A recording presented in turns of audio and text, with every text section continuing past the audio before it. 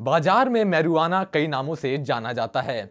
यह भारत में अवैध है और फिर भी आपके दोस्तों या आपसे जुड़े हर दूसरे साथी ने मैरिजुआना के बारे में आपसे बात की ही होगी। आप में से कुछ लोगों ने इसका इस्तेमाल भी किया होगा। तो इसके चारों ओर इतना हवा क्यों है? जब कोई मैरिजुआना अर्थात गांजा शब्द का उच्चारण करता है तो लोग पागल क्यों हो जाते हैं? क्या यह सच में खराब है?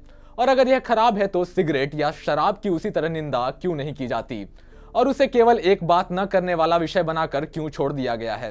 धूम्रपान हर साल 1.2 मिलियन भारतीयों को मारता है। निष्क्रिय धूम्रपान से लाखों लोगों को स्वास्थ्य समस्याएं होती है और फिर भी सिगरेट का उत्पादन और खरीदना पूरी तरह से कानूनी है, लेकिन गांजा नहीं। और ऐसा क्यों है, इसी का उत्तर हम जानेंगे TFI की वीडियो में मेरे यानी शाश्वत के साथ। तो चलिए प्रारंभ करते हैं। marijuana यानी गांजा एक ऐसी औषधि है जो 1985 तक वैध था, मगर उसके बाद अमेरिका के दबाव में आकर राजीव गांधी सरकार ने इसे भारत में बैन कर दिया। लेकिन सबसे पहले हम पूरी तरह से marijuana के बारे में जानते हैं। इसका मूल नाम है कैनबिस सैटिवा, जो एक पौधा है जिसकी पत्तियों का उपयोग marijuana बनाने के लिए किया जाता है, जिसे हम आम बोलचाल की भाषा में गांजा और स्टफ कहते हैं। मैरिजुआना मनुष्यों द्वारा प्रयोग किए जाने वाली सबसे पुरानी दवाओं में से एक है, जिसका कम से कम 3500 वर्षों से उपयोग होता आ रहा है। पुरातन काल में मैरिजुआना का उपयोग अपने औषधीय गुणों के लिए किया जाता था। आयुर्वेद में भी मैरिजुआना को दर्दनाशक और कई अन्य चिकित्सा लाभों के लिए प्रयोग किया जाता है। यहाँ तक कि अथर्ववेद में कहा गया है कि 5 सबसे पवित्र पौधों में से एक कैनाबिस सतिवा है। इसमें कहा गया है कि कैनबिस खुशी का स्रोत है और मुक्तिदाता है। यह भारतीय आयुर्वेदिक उद्योग की रीढ़ की हड्डी भी था और आयुर्वेदिक चिकित्सा के पेनिसिलिन के रूप में भी जाना जाता था।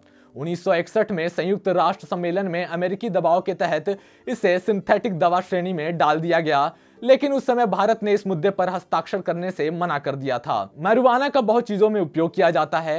हेम्प उद्योग में body care products, food supplements, plastic बनाने के लिए उपयोग होते हैं, जो अमेरिका में 2020 तक $44 बिलियन का आर्थिक स्रोत है।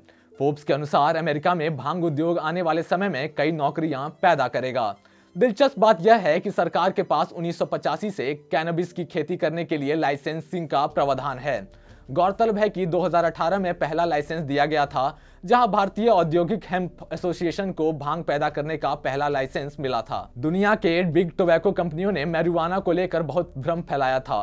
मैरिजुआना के बहुत सारे उपयोग पहले ही हम आपको बता चुके हैं। आज के टोबैको कंपनीज यह नहीं चाहते थे कि उनकी मार्केट वैल्यू गिरे, क्योंकि मैरिजुआना के मुकाबले सिगरेट उन्हें कई गुना अधिक आर्थिक लाभ देती है। वहीं मैरिजुआना अथवा भांग एक नेचुरल प्लांट है जो आसानी से उग सकता है और उसके निर्माण में अधिक समस्या और खर्च नहीं आता। इस पर कोई टैक्स भी नहीं लगता। इस वजह से बहुत सारे बड़ी तंबाकू कंपनियों ने मैरिजुआना का दुष्प्रचार किया ताकि इसका सेवन सिगरेट के मुकाबले लोग कम कर सके।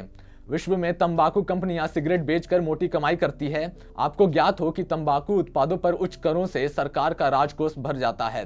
आप जरा दिमाग पर जोर डालें तो आपको याद आएगा कि अधिकांश स्टेडियमों को तंबाकू कंपनियों के विज्ञापनों के साथ पाट दिया जाता है। तंबाकू कंपनियां समझती है कि एक बार जब उन्होंने किसी को अपने घातक उत्पादों का स्वाद चखा दिया है तो उससे वो हर बार मोटी रकम कमाते रहेंगे। सरोगेट विज्ञापन इस समय अपने चरम पर हो सकता है, लेकिन अतीत में बेंसन और हेजेस जैसी बड़ी तंबाकू कंपनियों ने 1985 और 1992 क्रिकेट विश्व कप की मेजबानी की थी और किसी ने भी विरोध में कोई आवाज नहीं उठाई थी। आपको बता दें कि भारत में कोकीन जैसे सिंथेटिक दवाओं की खपत में वृद्धि हुई है। अब जानते हैं कि भारत में मैरिजुआना कैसे प्रतिबंध हो गया था। दरअसल भारत में कैनबिस प्रतिबंध की जड़ अमेरिका से जुड़ी है। यूएसए में मनोरंजक और औषधीय उद्देश्यों के लिए कैनबिस को वैध बनाया गया था। आपको बता दें कि 1960 के दशक में अमेरिका ने कैनबिस पर प्रतिबंध लगाने के लिए एक अभियान चलाया। संयुक्त राष्ट्र में नारकोटिक दवाओं 1961 पर एकल सम्मेलन के अनुच्छेद 28 के तहत कैनबिस को हस्ताक्षरकर्ता राज्य द्वारा अत्यधिक विनियमित करने के लिए पदार्थों की सूची में रखा गया था। सम्मेलन के दौरान किए गए निर्णयों के अनुसार केवल लाइसेंस प्राप्त कर्मी ही कैनबिस की खेती या सौदा कर सकते हैं।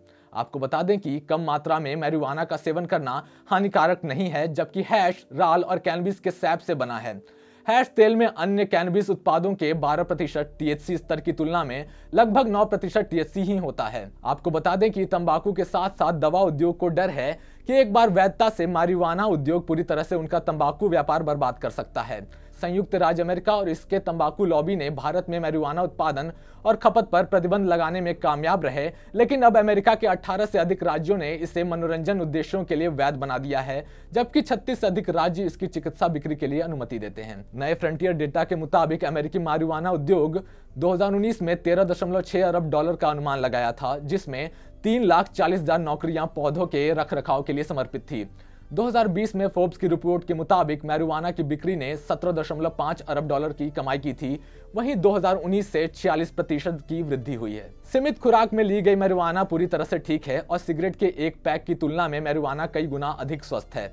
हैशिश, कोकीन, हेरोइन और अन्य सिंथेटिक दवाएं हैं जहां समस्या निहित है, लेकिन दुनिया भर की सरकारें उस चर्चा के लिए तैयार नहीं हैं। आपने देखा होगा कि दुनिया भर की सरकारें ऐसे पदार्थों पर भर भर कर टैक्स लगाती है। हम एक पूंजीवादी समाज में रहते हैं और सरकार को ऐसे पदार्थों पर नैतिक जिम्मेदारी लेनी पड़ती है, इसलिए इनके दाम बढ़ाने पर तर्क दिया जाता है कि ये लोगों की पहुंच से दूर रहे, इसलिए ऐसा किया गया है, लेकिन इसका सेवन करने वाले तो करेंगे ही। हालांकि प्रतिबंध के पीछे कारण नशीले पदार्थों की खेती और वितरण में दवाओं के उपयोग और संगठित अपराध की भागीदारी को नियंत्रित करने के लिए सूचीबद्ध किया गया था। ऐसा माना जाता है कि प्रतिबंध के पीछे के कारणों में से एक पौधे के संभावित औद्योगिक अनुप्रयोग थे। कैनबिस और हेम्प जैसे संयंत्र के विभिन्न हिस्सों का उपयोग कपड़े, दवाएं, चारा और अन्य उत्पादों को बनाने में किया जा सकता है। भारत कैनबिस समेत नशीले पदार्थों पर प्रतिबंध लगाने के लिए राष्ट्रों के बीच हुई 1961 की संधि का हस्ताक्षरकर्ता सदस्य नहीं था। हालांकि संयुक्त राज्य अमेरिका के दबाव में राजीव गांधी सरकार ने 1985 में नारकोटिक दवाओं और मनोविज्ञान पदार्थ अधिनियम पारित किया था। इस कानून के तहत सरकार ने चरस गांजा पर प्रतिबंध लगा दिया था। इसके तहत राज्य सरकारों को उत्पादन, निर्माण, कब्जे, परिवहन, अंतरराज्य आयात और संयंत्र के निर्यात के साथ कैनबिस संयंत्रों की खेती को अनुमति, नियंत्रण और विनियमित करने की शक्ति मिली। केवल राज्य सरकार और उसके अधिकृत कर्मियों को ही इस पौधे की खेती करने की अनुमति है। हम जानते हैं कि सिगरेट का सेवन कितना हानिकारक होता है, लेकिन अतीत में इन तंबाकू उत्पादों को स्वतंत्रता के प्रतीक के रूप में देखा जाता था। फिल्मों में महिला अभिनेता भी सिगरेट को पफ करती थी। आज के परिदृश्य में पर्याप्त साक्ष्य है कि marijuana कई प्रकार के दर्द के इलाज के लिए अच्छा है। marijuana के चिकित्सा उपयोग के लिए यह सबसे आम कारणों में से एक है। रिपोर्ट में निष्कर्ष निकाला गया कि marijuana पुराने दर्द का भी इलाज कर सकता है और यह इससे अधिक खतरनाक घातक ओपियोइड दर्द निवारक का भी कार्य करता है। एक अध्ययन के अनुसार शोधकर्ताओं ने बताया कि marijuana की तुलना में तंबाकू से किया गया धूम्रपान अधिक खतरनाक है, लेकिन आज सिगरेट की मार्केट वैल्यू का आर्थिक लाभ लेने के लिए marijuana की इस सेवन की बलि दे दी गई है। ऐसे में ये सभी बातें हमें सोचने पर विवश कर देती हैं कि कैसे तंबाकू और सिगरेट के लिए marijuana को अछूत बना दिया गया।